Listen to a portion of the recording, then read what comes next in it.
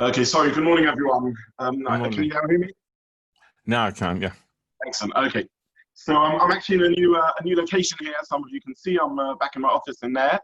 So let's see if this new format works. I'm not sure how good the internet connection here is and everything else, but give it a try. Um, and It was very nice, Baruch Hashem, over Shabbos to very slowly experience another step, another cautious, slow step in our lockdown, in the easing of the lockdown. Um, I've put everyone as per the normal format on mute, but obviously please feel free to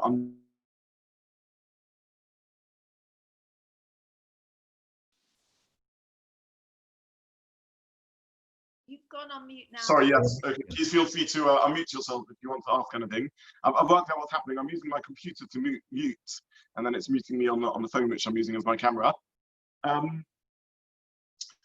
We're due to start a new topic. We dealt quite extensively with Torah SheBaal Peh, and I was asked to. Sorry, we dealt quite extensively with Olam Haba as that topic, and I was asked by several people to, when we move on to the new topic, to look at the issue of Torah SheBaal Peh, the oral Torah.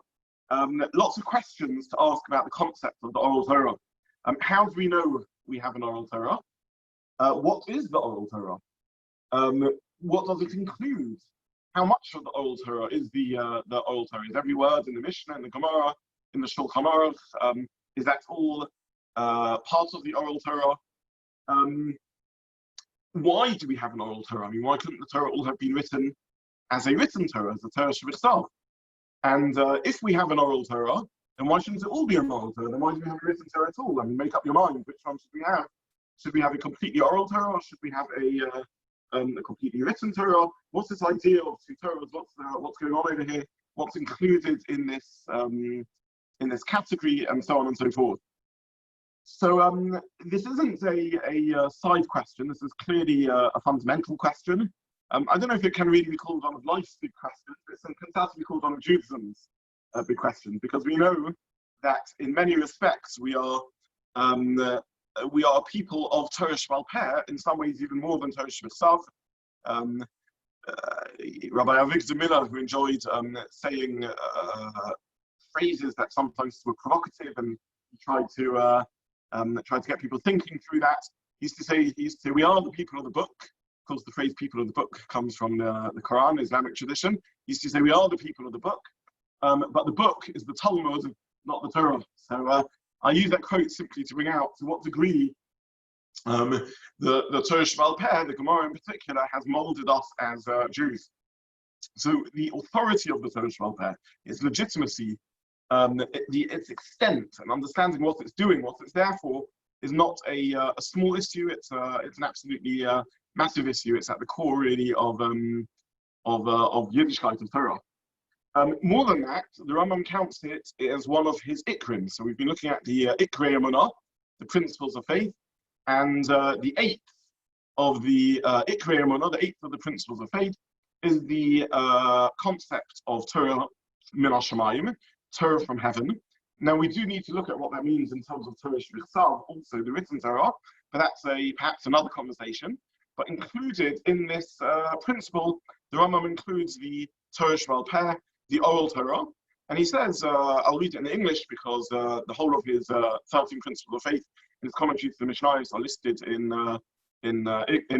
Arabic. So anyway, we only have them in translation unless you speak classical Arabic. And it says the eighth fundamental principle of Judaism is that Torah falls from heaven. This means that we must believe that the entire Torah was given to us from Moshe, and this is also true for what he calls the Perush HaMakubal, the received explanation of the Torah. For example, he gives examples of the manner in which we perform the mitzvahs of sukkah, lulav, shofar, tzitzis, tefillin, and other items, precisely in the way that Hashem told Moshe, who then informed us, and we have a reliable tradition in this. This is what the Rambam says in his Perush Mishnayos when he lists the eighth principle. We have to know that the Torah is reliable. The Torah comes from God via Moshe, and that includes the Torah SheBaal Peh, such as the Perush HaMakubal, the received explanation of fundamentals of mitzvahs like sukkah, lulav, shofar, tzitzis, and tefillin. Okay, so this is a big issue. We are going to get back to the Rambam in his eighth principle of faith, and discuss what exactly is included in this. I mean, if you wanted to say that every detail of the Torah SheBaal Peh was part of this principle of faith, then as I said, every line in Gemara was received by Moshe, every Mishnah was received by Moshe. He doesn't quite say that. He says the Perush HaMakubal, the received explanation, such as Sukkot Lulav, Shofar Tzitzis Tefillin, and other items. So it's interesting, his formulation. We will have to look back at the Rambam and understand more fully what the Rambam includes in the parameters of the oral Torah. And the Rambam does write about this elsewhere, so we will get back to that. But for now, I simply mentioned this principle of faith just to demonstrate that this isn't a minor issue, this is a very major issue. This is a very significant part of what we believe of the Torah. So it's an important topic to address. Now, we will, as I say, in probably next week or 2 weeks' time, understand the parameters of Torah SheBaal Peh. But for now, just the raw concept.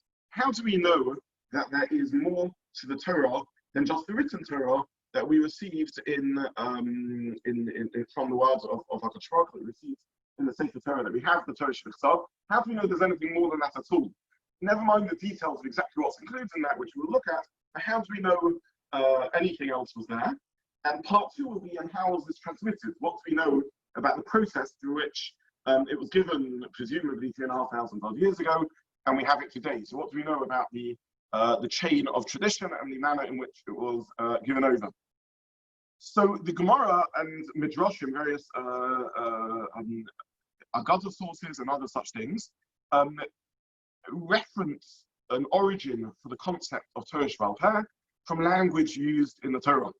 Firstly, from the Torah itself, how it refers to itself, and secondly, from mentions of the concept of Torah SheBaal Peh.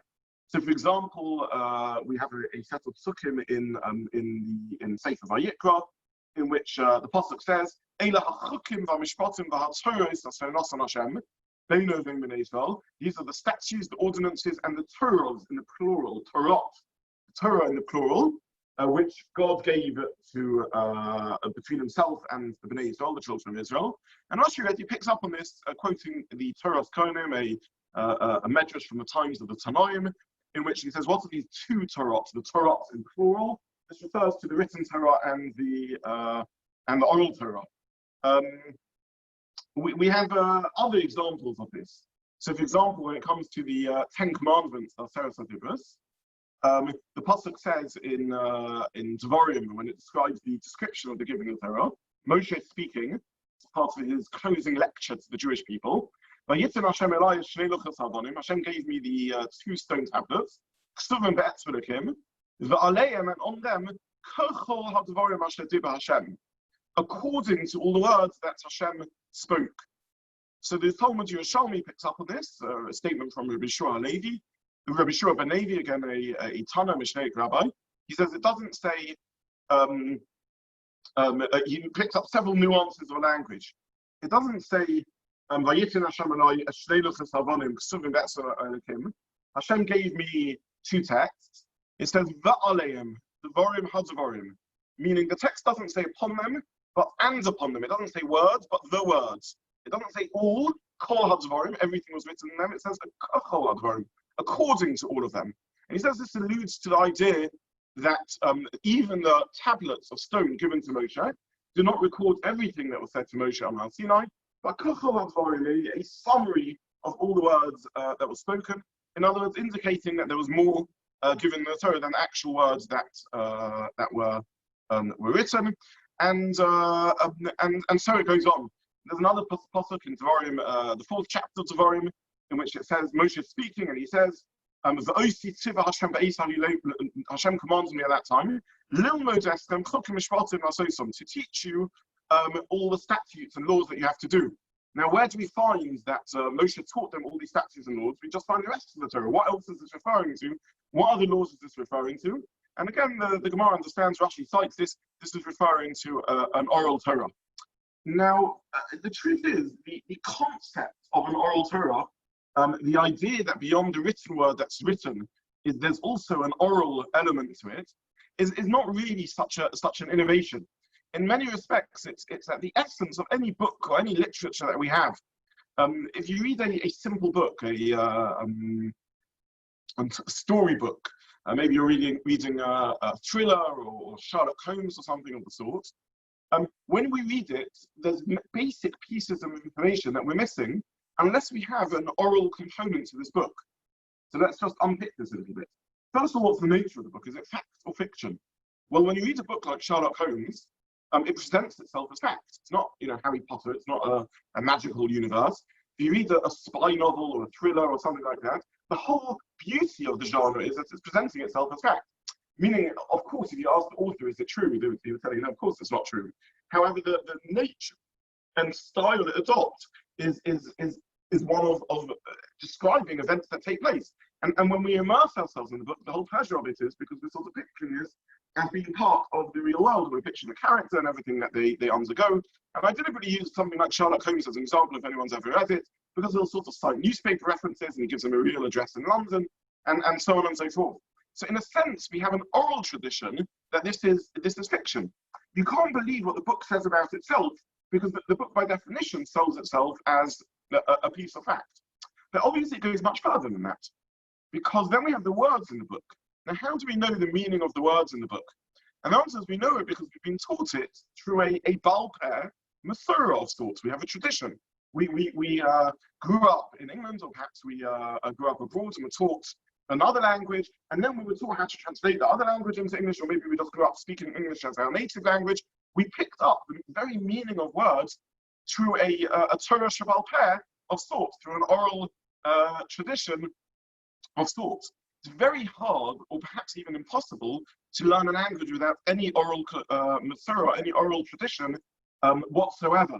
You can use a dictionary, but by definition, when you look up in a dictionary, it's going to define words in terms of other words.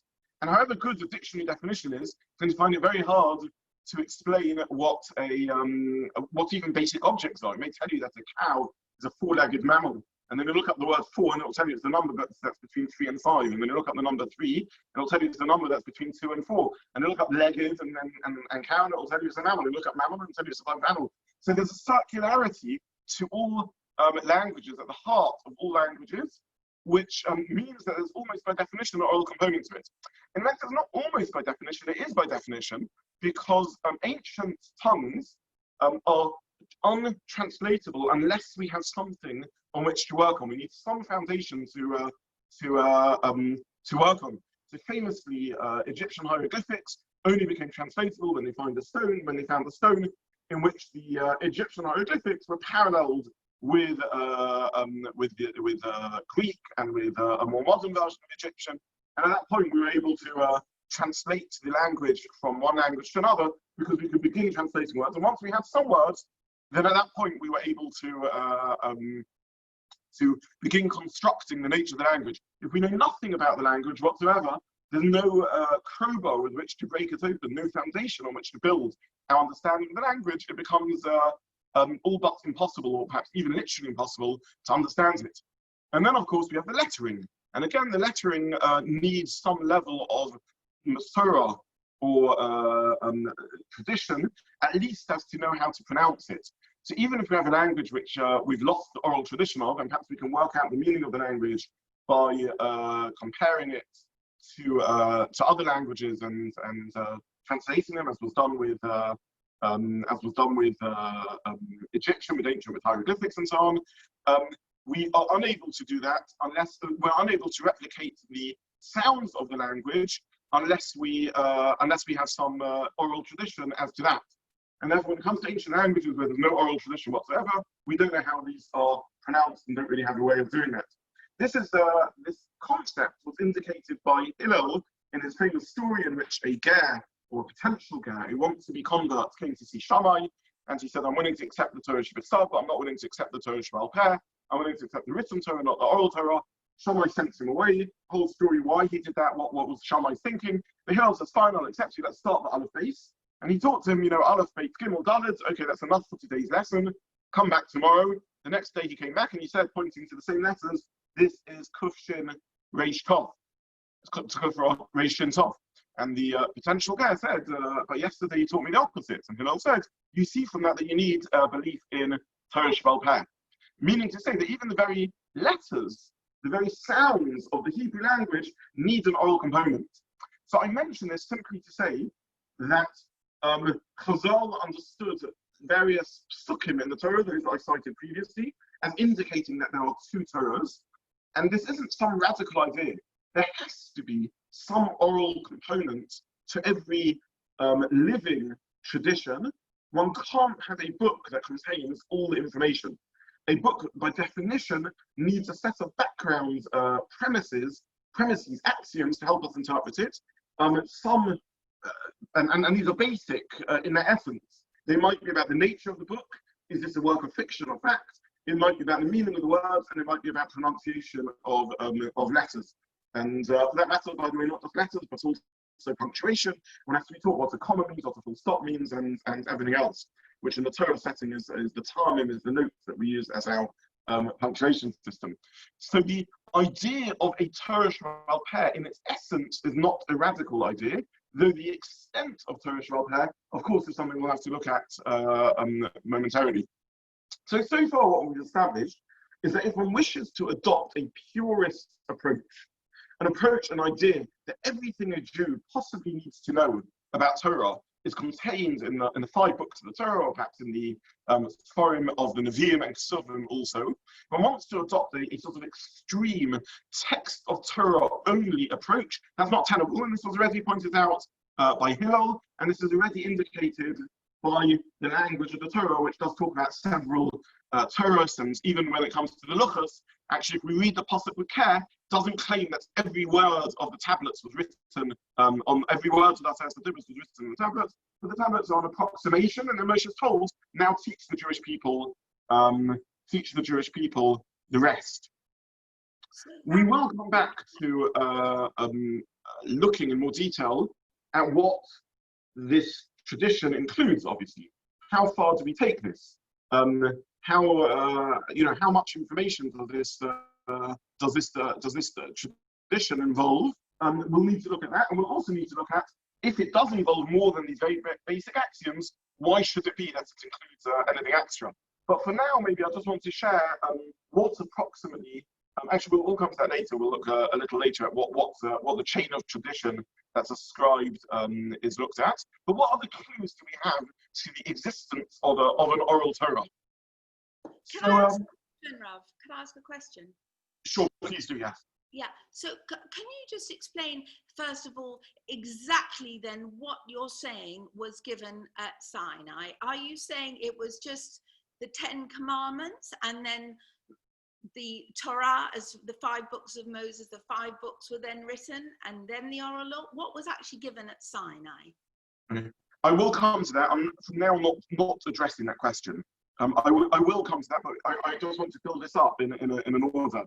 And all I'm showing at the moment now is that from within the Torah itself, there is reason to believe there is more than just the text of the Torah. The truth is, even the text of the Torah, that's all given at Sinai. I mean, part of the text of the Torah is the story that we read, for example, just this Shabbos, of Moshe hitting the rock. So at Sinai was Moshe given the whole Torah, including that he's going to hit the rock and God is going to be angry with him, and he's going to tell him he can't go into the land of Israel as a result, and he's going to pray and daven to Hashem that this shouldn't happen. So actually we're viewing the text of Torah given at Sinai. This all needs absolutely working out. In this series, we will look at the oral Torah, and if you're interested, we can do another series in which we look at the written Torah and understand how that was given. But for now, I'm just demonstrating that at least a very, we can call it proto-oral Torah. Something had to be given at Sinai beyond, or let's even not talk about Sinai, something over the 40 years of revelation in the desert. Things had to be given beyond just the text itself. This is true on a very basic level, though we don't think about it, about completely secular texts like Sherlock Holmes, and it's true about the Torah, which itself makes reference to an oral tradition. All texts need an oral tradition. This is absolutely not a proof about anything to do with Gemara and Mishnah and the whole elaboration of Torah SheBaal Peh. I'm simply trying to demonstrate that there is some oral component as part of the Torah.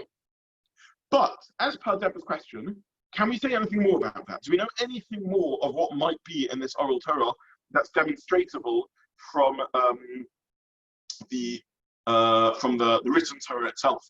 So this is addressed by many thinkers. The Kuzari, of course, was one of the Rabbi Yehuda Halevi, a Spanish Rishon, who really laid many of the basic beliefs of Judaism, laid them down with great clarity in his work, the Kuzari, which is presented in the form of it's not a historical document. The story of the Khazars and the conversion of a king and at least a part of an empire to Judaism is absolutely a true story. We know about that historically, but the events of the conversion and the details are lost in the midst of time. But the Khazari used this as a literary device. The conversation between the king and the rabbi, as the king was considering conversion, used as a method of presenting the basic tenets of Judaism. And there he discusses this idea of Torah SheBaal Peh.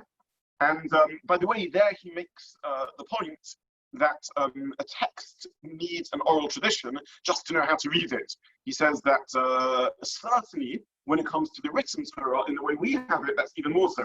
Sherlock Holmes, you need an oral tradition in terms of meaning of words in English, pronunciation of words in English, what the nature of the book is.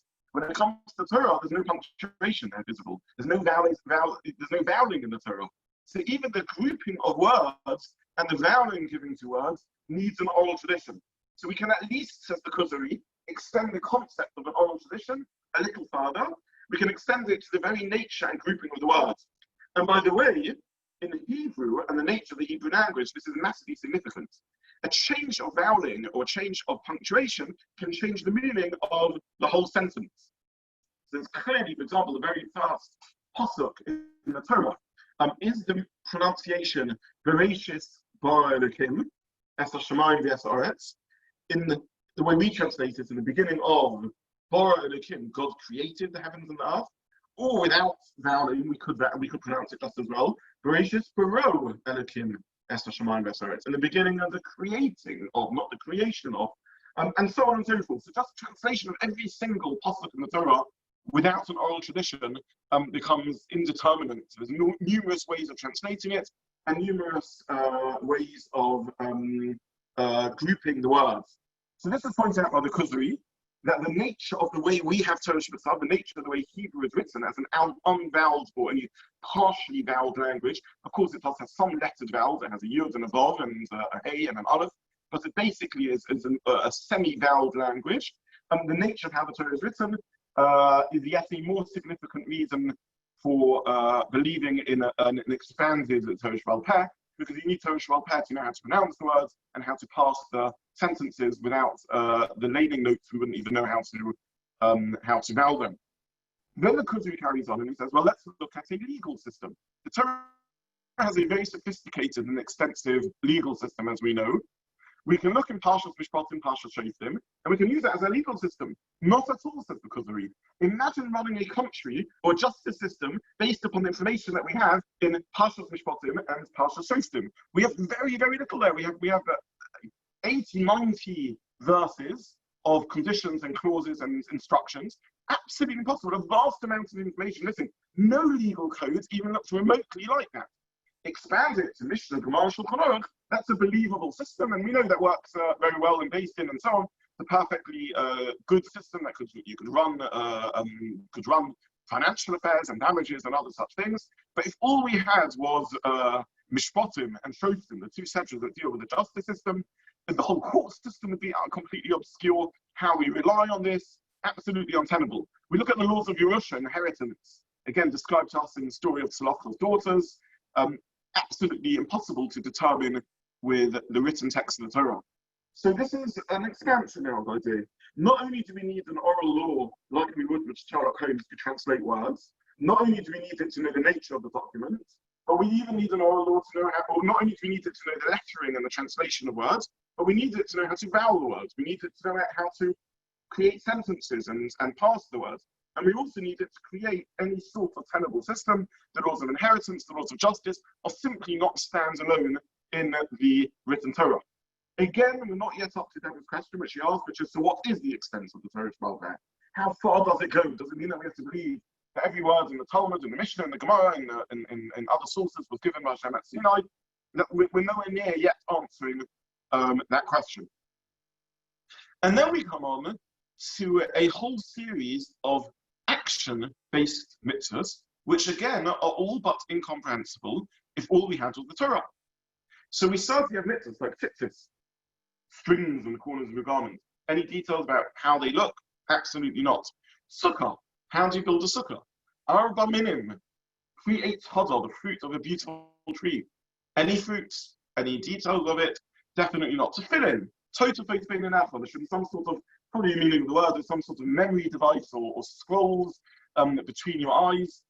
Any details about what tefillin look like? Absolutely not. And then we get to the action-based mitzvahs. Now, actions are notoriously difficult to describe and teach in a text. In fact, to this day, when it comes to things which demand action, we teach them orally, right? So even if conceivably you can learn maths or science from a textbook, when it comes to oratory and public speaking, when it comes to crafting objects with one's hands, when it comes to artistry and poetry, when it comes to carpentry and metalwork, when it comes to sculpture, when it comes to any physical actions, when it comes to swimming, when it comes to a sport, when it comes to an exercise, we teach all these things orally because teaching them from a book would be all but impossible. And there's a series of mitzvahs which very much fall in that category, such as bris milah, circumcision, or shechita, the ritual slaughter of animals. In fact, interestingly, even in our, in a sense, post-oral Torah world, where we've attempted to write everything down, and we live in a world where we want to get as much into text form as possible, and you have a vast array of information now in text and on the internet, and one can learn enormous chunks of Torah simply by reading. So we live in a very textual culture. Despite that fact, to this day, there are halachos which you simply can't learn from a book. So shechita is a good example of that. One has to go through a practical, hands-on training process in order to know how to do that, and that remains the case to this day. If you open the Shulchan Aruch, and the Shulchan Aruch attempted to write down all the halachas, he gave up when it gets to shechita, and the Rambam there, after listing all the halachas, says, we have to understand this is a summary. You need to go and see a shechita if you really want to understand how to do it. So Shabbos, maybe one can get away with teaching Shabbos textually. Shechita, absolutely not. By the way, even Shabbos has this experiential element to it. If you've never seen a Shabbos and you learn the whole of Shabbos from the Shulchan Aruch and the Mishnah Berurah, most people, unless they are geniuses, would be very quickly overwhelmed with the vast amounts of information. And even once one's absorbed all that information, one would have very little feeling for what Shabbos really feels like. You'd learn it, it'd be full of all these prescriptive laws, but understanding the sort of dynamic and the family atmosphere and the peace that descends upon the home, and how one feels sort of Shabbostic and Shabbos mood, and all of that would be absolutely impossible to determine from a text.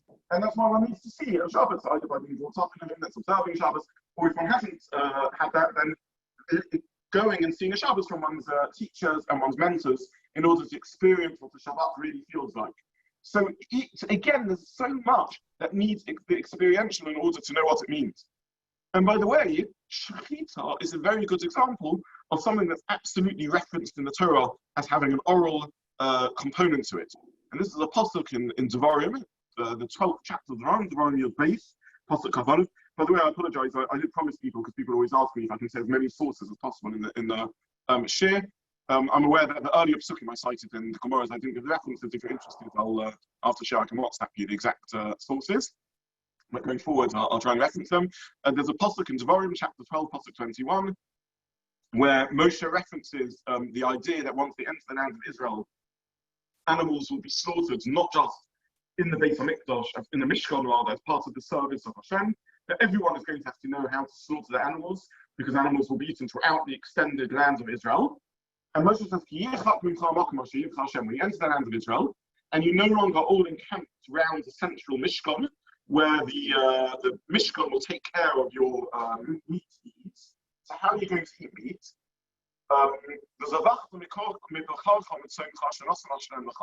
Then you'll have to slaughter yourself the animals which Hashem has given to you, in the manner with which I've commanded you, and so on and so forth.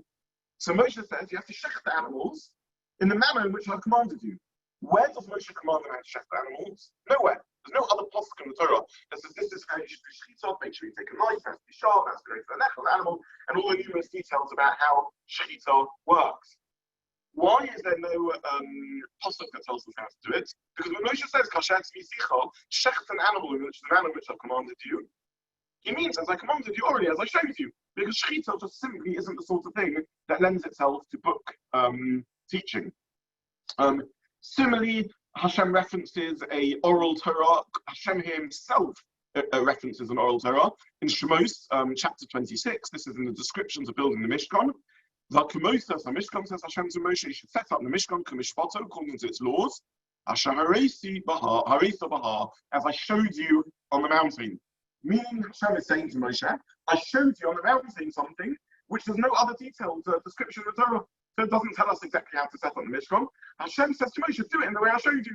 Because setting up a Mishkan, again, is one of these physical activities that aren't particularly well taught via text.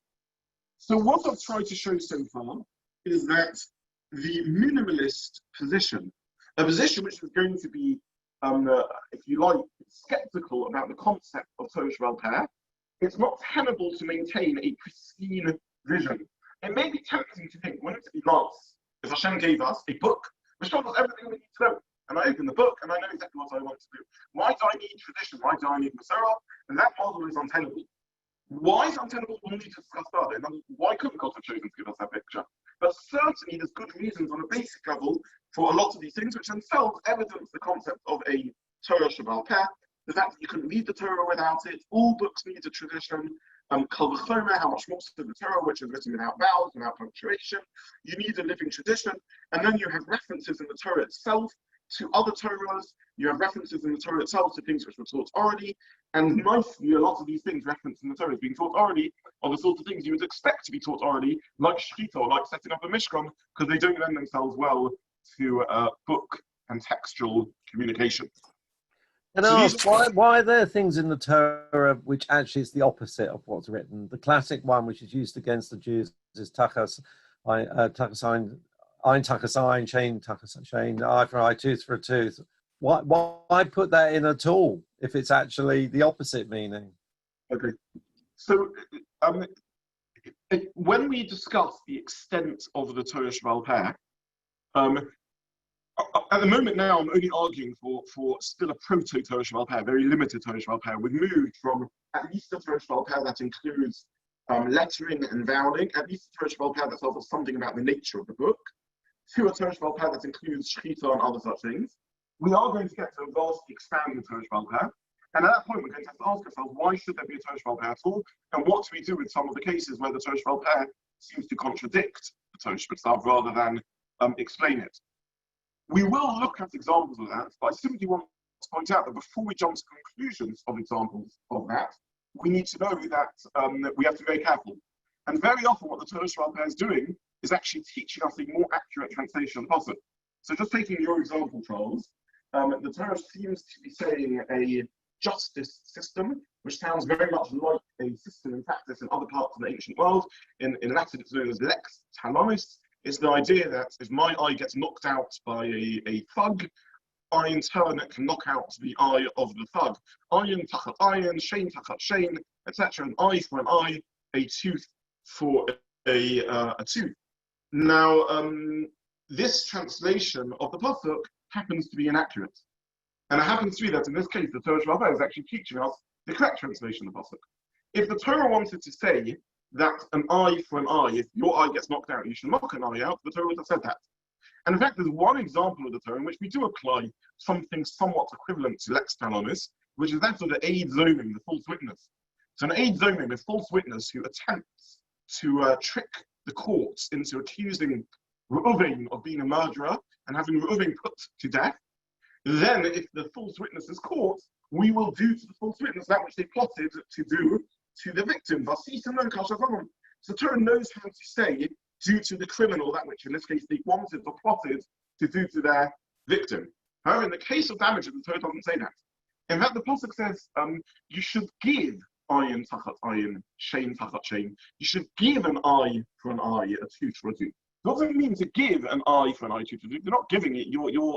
The victim receives nothing from it. They simply have their eye taken away. Now, the truth is, the Hebrew word is not an eye for an eye. The Hebrew word is ayin tachat ayin, an eye underneath an eye, or perhaps an eye in place of an eye. So putting this all together, what the pasuk is saying is you should give the victim an eye in place of the eye. Ayin tachat ayin, an eye in place of the eye. Meaning to say, if I knock your eye out, I have to replace it and give you a new eye in place of the eye that was damaged.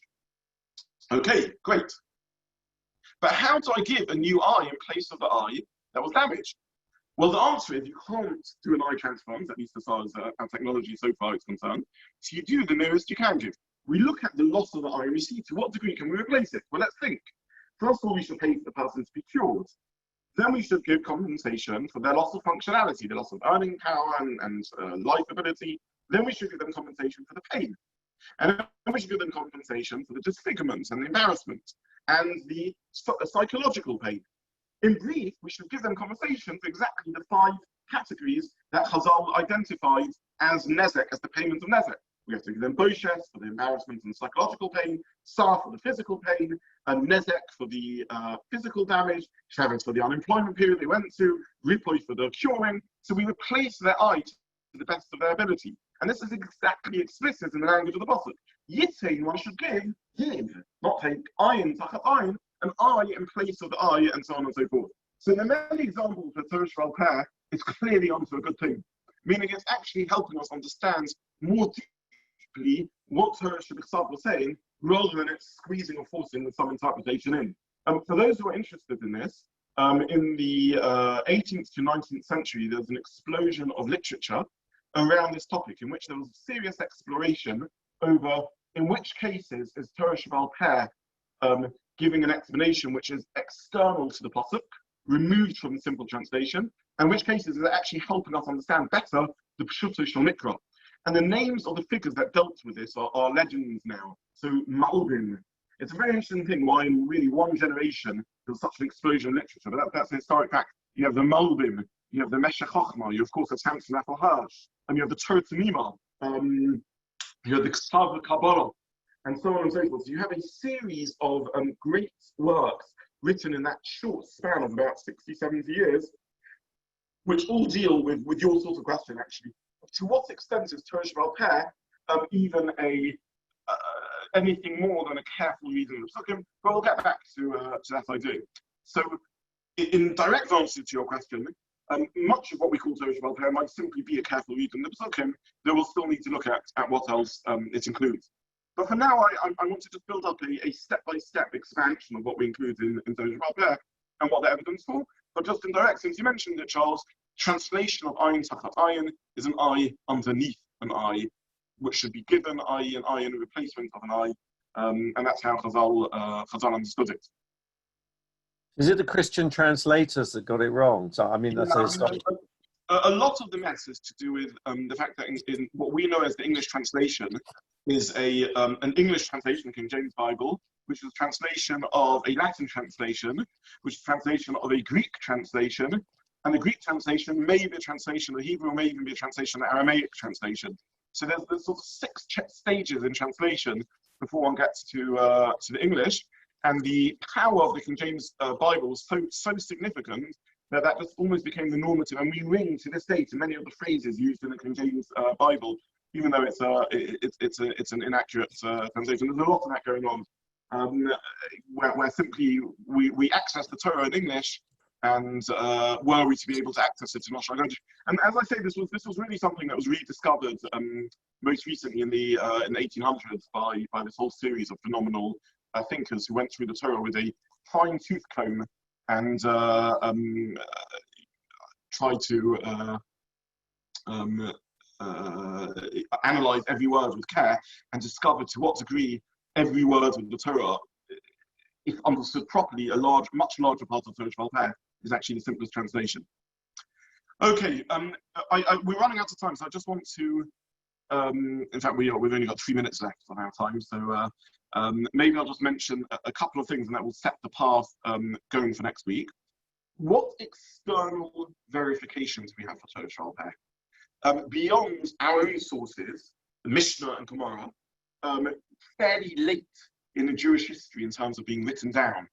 So if we look at our own internal sources, we know that there's a belief in Torah SheBaal Peh around about in the year 0 and on.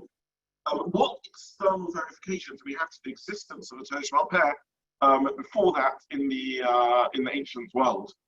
And the answer is a lot, an awful lot. In other words, if we want to know were Jews living in line with Torah SheBaal Peh, 2,000 plus years ago? The answer is we have a lot of evidence for that. The typical Jew believed in Torah SheBaal Peh and wasn't just living in line with the physical texts, but was living in line with a version of an oral tradition of thoughts. Not always do we have the details, not always is it identical with what we're doing, but certainly not always is it, by the way, Orthodox groups that present this, but it is it's apparent from the evidence. One source, by the way, is the Dead Sea Scrolls, in which they denigrate the way that what we would now call Orthodox Jews, or what they refer to as the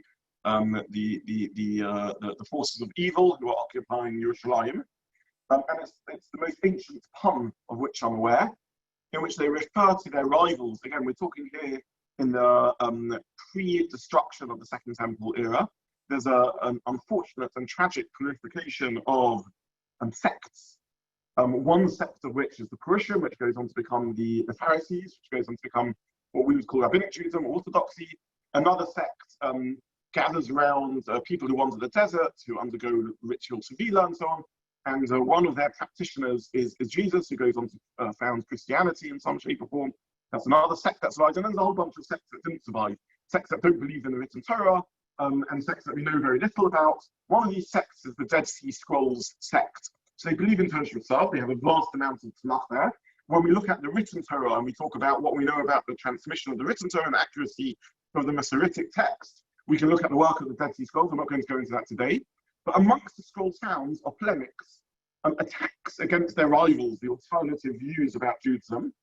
And they reference the occupiers of Yerushalayim, and they call them Dorshei Chalakot, the smooth-tongued interpreters.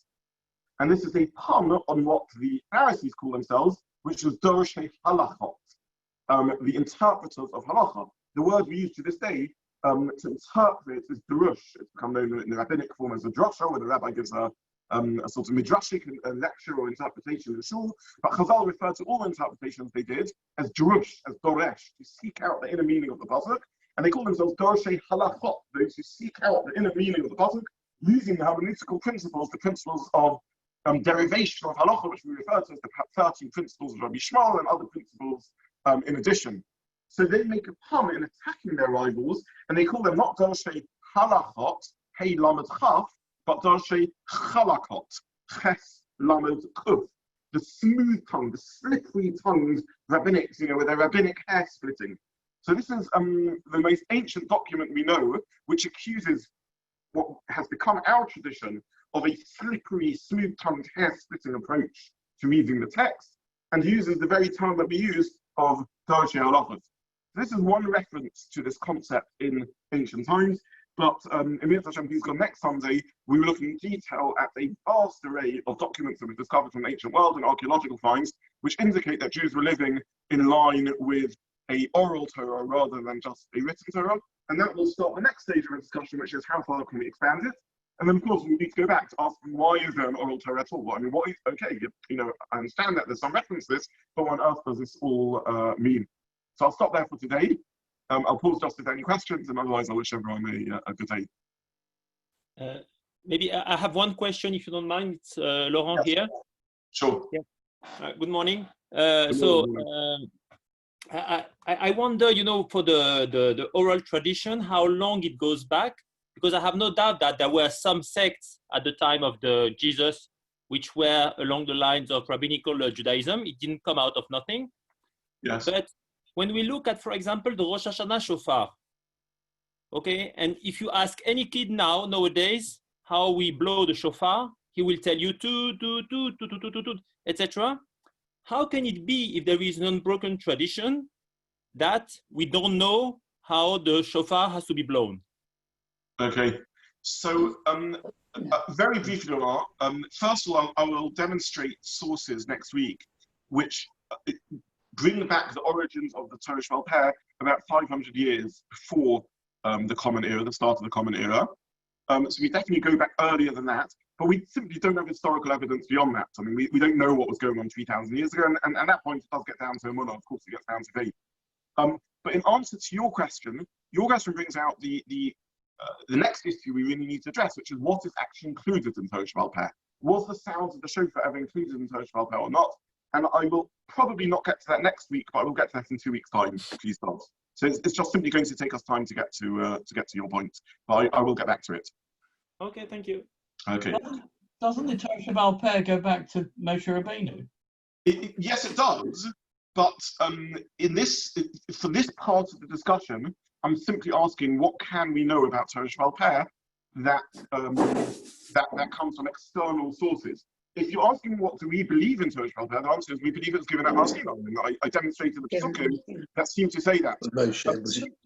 Simply for the purpose of this discussion, I'm asking what do we know from external sources? More than that, what's included in Torah SheBaal Peh is everything in Torah SheBaal Peh that's from Moshe Rabbeinu, or some parts from later and some parts from earlier.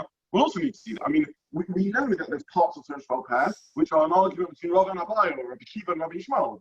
So what's going on over there? So a core, I've called it proto-Torah SheBaal Peh, dates back to Moshe Rabbeinu, no doubt. What's in that proto-Torah SheBaal Peh? Well, we've mentioned some of the things. The vowels, the passing of the psukim, the description of shechita and tefillin and lulav and esrog and other such things. But anything else we haven't yet found any source for. We'll have to look at what Chazal say and also what the external sources demonstrate. By the way, we even quite know that apparently, according to the Midrash, at least of the Gemara, Moshe Rabbeinu didn't understand the Torah of Rabbi Akiva. I will reference that Midrash when I look at it. And again, it's going to take us several weeks to get there. Okay. Okay. I wish everyone a good day, and thank you so much, as always, for joining. I'm really, really honoured to have everyone here, and well. Thank you, Shkoyach. Thank you.